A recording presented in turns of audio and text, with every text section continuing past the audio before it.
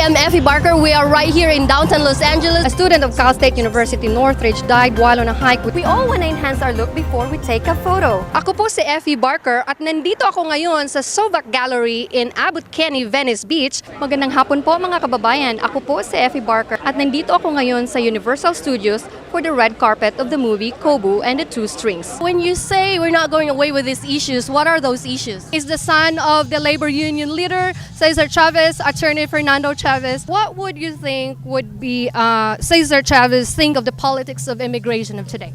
Well, I think he'd be appalled. What was the goal to put out the Larry It Leong Day? My goal was just to bring out the true history, the historical fact. Hi, Effie Barker! How are you? It's good to see you. Kamusta ka na? Okay naman. Excited to be here at the Los Angeles City and be recognized as a Filipino game changer. And with us is the Consul General Angelito Cruz. How do I introduce you? Girl, boy, di tiyak, o ano? Hindi namin alam eh. Good evening. Welcome to the special edition of Ugnayan. I'm Effie Barker. In this visit, he's got a lot on his plate. Discuss the Israeli-Palestinian peace process. Joining me today on our show is our correspondent and researcher na si Effie Barker. Effie, thank you for joining us today. Thank you for having me, G. Kasi pag nagkakampanya yun, ako galing sa ganito. Galing sa hirap. Alam ko kung anong pinagdadaanan mo. Parang nakaka-connect sila. Kasi for example na lang, doon kay Bongbong Marcos, maraming nag-criticize dahil hindi nga siya nag-apologize sa kasalanan ng father niya. Pero tingnan mo, number one siya. Panoorin naman natin si Effie Barker and she will share information about Josie Natori. Josie Natori ay isang Filipino-American fashion designer. Hello everyone, welcome to Effie Barker Human Interest. Today is a very special day. I get the chance to interview the esthetician to the stars, Miss Olivia Kido. Thank you so much, Effie, for having me. It's such a pleasure. This is one of my best interview. Oh my God, get that one. I think this is one of the best that I think I would say my favorite. Kasi you have 3 cameras and all the things that you said, like, you would only say that because you did your research. Hello, welcome to Effie Barker Human Interest. Today we are going to talk about the former US President Donald Trump and Philippine President Rodrigo Duterte. Are they really similar or are they different? So to help us examine and analyze their differences and similarities, we will be talking to a veteran journalist, a former Los Angeles Times writer, now an award-winning author who now divides his time between homes in Joshua Tree, California, and northern Mindanao and the Philippines, where he writes a weekly newspaper column, Expat Eye. Hi, David. Welcome to our humble abode. But Hi. Before we start, I'd like to take a look at this short comparison between the two leaders. They may have different backgrounds, but their style is extremely similar, and both of them see the same enemies. Trump attacks the media as the opposition party calls them fake news. Mm-hmm. In the case of Duterte, he claims that the media is biased, and he talks about sabotage, and he talks about conspiracy, the liberal oligarchy, and cosmopolitan elite, which we call the imperial Manila.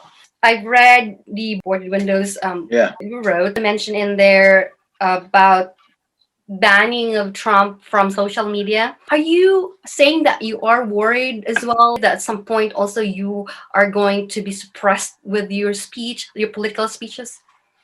Well, of course, one can't help but think about that. And let me remind you that it's not only in the US, it's not only Trump who's been banned. Many, many conservative voices, much less radical than Trump's, have been banned.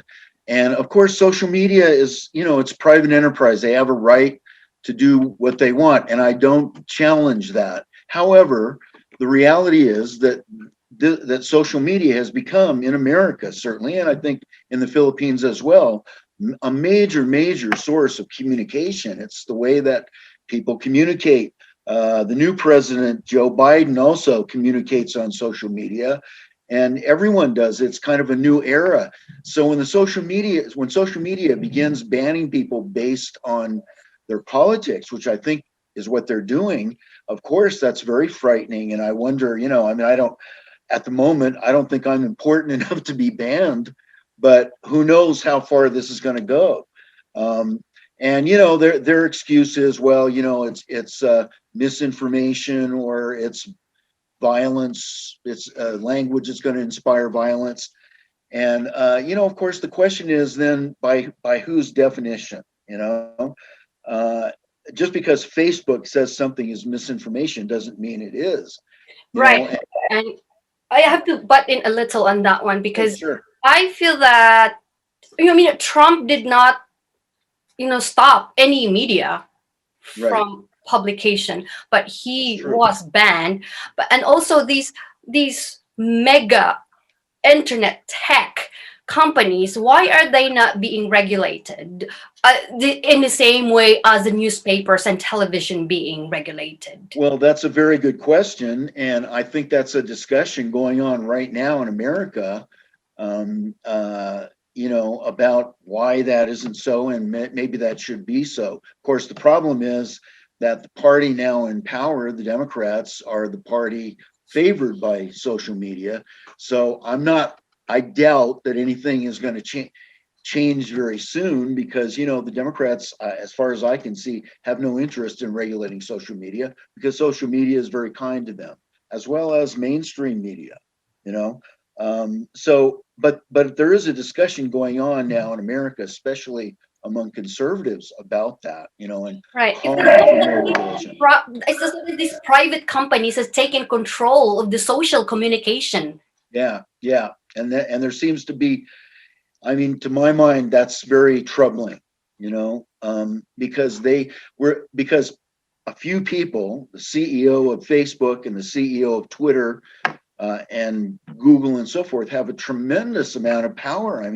They control the flow of information. That's frightening. Why can't they be sued? Well, I believe there are some lawsuits underway now. I don't know specifically about that, but I believe there are some lawsuits going on this very issue, and so this may end up in the courts. And we'll see what happens. It's really fairly new. Up until this thing with Trump, and I'll say, I think Trump just took this too far and, didn't let up. And then this thing happened at the Capitol. So that has become the excuse for people on the left and for social media, most of which is on the left, to start banning voices. And it hasn't been just Trump. And this is what's frightening, It's gone way beyond that. People have been fired, people have been banned from social media simply because they supported Trump or because they supported some of Trump's ideas. From what I heard, when people ask why was he banned, oftentimes I hear people saying, well, it's a private company. They own it. They can do whatever they want. Yeah. What about the And other legally, that's true. print media? The newspapers are also private. Yeah. Well, that's true. And I think that's a good point. And maybe that's, I think what's happening now is the social media has evolved to the point where now that's a very good argument to make because they have such massive followings that you really can say, that it's not, it really is a media company now. And I think that argument's going to be made. And I hope that the courts, will, I think they of course they have the right to have some say on what goes in and what doesn't. Okay. But I guess my main concern is that they not have a double standard, based on political views, Sure. Mainstream media now, there's some things that they won't print because, it's libelous or it's proven to have factual errors in it. But unfortunately, even in mainstream media now, you see, debates on what is factual. When I wrote for the LA Times, we never would have written a headline that said that about or a story about Trump's allegations about the corruption in the election or election fraud. We never would have written a headline that beginning with false allegations or false charges because you know what? The mainstream media has not investigated that. The courts have not decided on that. They did decide that they weren't going to listen to the case because of standing issues. And I've seen some videos of people who claim that they witnessed election fraud. I don't believe that it was enough. There was enough fraud to have changed the outcome of the election, but I don't know that. That's just I'm just surmising that. The truth is, I don't know, and neither does the New York Times or the LA Times or any other publication. But because it was Trump saying it, they feel empowered to, every story points out that his allegations are false. They don't know that. They are allegations. I mean, in the old days, if something was alleged, that's what we would say. It was alleged. That means so-and-so says it. We can't confirm it. We don't know. Somebody else says, no, it's not true. That's the way a story should be written. Right. He says this and he says this, and we don't know which one is correct. But it seems like the media, both mainstream and social media now, has gone way beyond that. Right. They're the arbiters of what is true and what isn't. They decide what is true and what isn't, and that's frightening to me. Let's take that to the Philippine setting. I'm sorry, take it where? The Philippines. Oh, okay. Because we're trying to compare it with Duterte. Yeah. Duterte is got the critics are accusing him of limiting their speech, and in the same way, he accused the media as biased and accused them as their enemy. Mm-hmm. But it's a little bit different because Trump did not shut any networks, any publications. Mm-hmm. In the Philippines, there has been a couple. Rappler has a problem with Duterte and ABS-CBN. Do you think that Duterte, I feel like it's using the media's mistake and vulnerability to take his case? Rappler hasn't been shut down, right? Rappler's still publishing, right? I believe they are still, Yeah. So what's unclear to me is, in both of those cases that you mentioned, is whether Duterte really had anything to do with it. I mean, of course, you can say, well, he's the president and people are acting under his power and so forth. But I've read all the documentation in both of those issues. The first one where Maria Ressa was convicted of libel. And if you read the court decision, I mean, they never really even offered a defense. And right away, it's Duterte, doing this to us. I don't know if that were a jury trial and I was on the jury and I heard the evidence that was presented as I saw in the documentation, I think I would have voted for conviction. And so yet she was able to go around the world and portray herself to the world media, especially in the U.S., as a victim of Duterte's clampdown on the press. I just don't think that's true. And I think it's shameful that the U.S. press, most of it, just bought that story without even checking it. I doubt that they read the same documentation that I did. I don't think they did any reporting on it. They just took her word for it, and that became the story. Duterte has shut down the media. I just don't think it's true.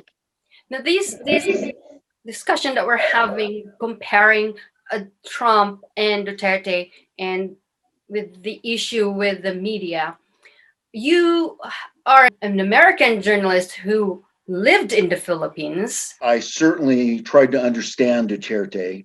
I don't vote in the Philippines, and I've never publicly said anything that I support or don't support Duterte, because I'm not allowed to do that as a foreigner. So I certainly have some opinions.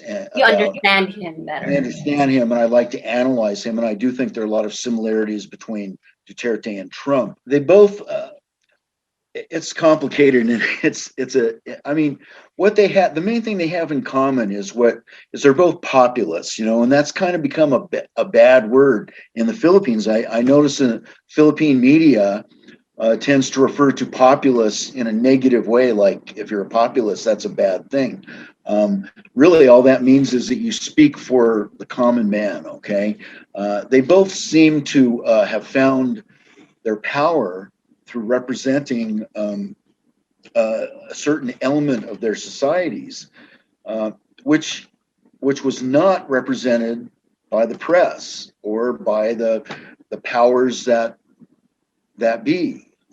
And so the press in both countries identifies with with the powers that be. They identify. I mean, I know this sounds kind of like cliche, but there is an elite in both countries, and it consists of people in power, the press, people, people who are wealthy, and so forth. It's kind of an elite. Both countries have that, and it's a little more clear in the Philippines, a little more clearly defined. But in the U.S., it also exists. So both Trump and Duterte came from a place that wasn't represented by that elite. They were not part of that elite, and therefore they were threatening to the elite because the elite did not control them, which is what happens in democracies sometimes. So they both immediately were slammed by the press. You say that both Duterte and Trump have declared the press the enemy.